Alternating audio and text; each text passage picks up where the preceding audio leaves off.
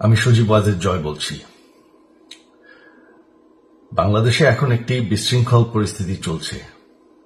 সারা দেশে আমাদের ভাঙচুর হচ্ছে, লুটপাট হচ্ছে, আমাদের শহরের বাইরে আমাদের নেতাকর্মী, আমাদের আওয়ামী লীগের নেতাকর্মীদের উপর হামলা চলছে, অনেকে হত্যা করা হয়েছে।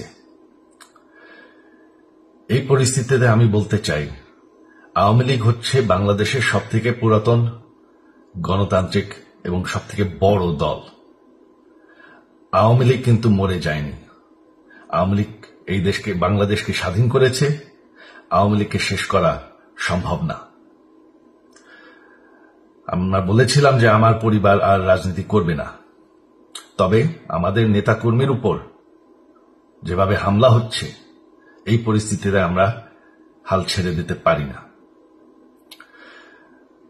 বাংলাদেশে যদি গণতন্ত্র, নতুন বাংলাদেশ গড়ে তুলতে হয়, আওয়ামী লীগ ছাড়া সম্ভব না।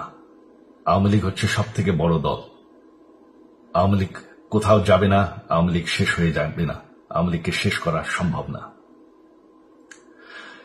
আওয়ামী লীগের নেতাকর্মীদের আমি সবাইকে আহ্বান জানাচ্ছি যে আপনারা সাহস নিয়ে দাঁড়ান। আপনারা একা না, আমরা আছি। বঙ্গবন্ধুর পরিবার কোথাও যায়নি। আমরা আপনাদের সাথে আছি।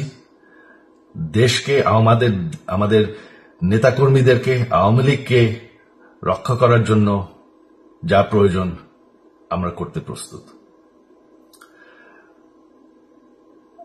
এই যে আমাদের বর্তমান যারাই আছে ক্ষমতায়, তাদেরকে আমি বলবো যে আমরাও একটি গণতান্ত্রিক, শৃঙ্খল, নিরাপদ বাংলাদেশ চাই, জঙ্গিবাদ মুক্ত।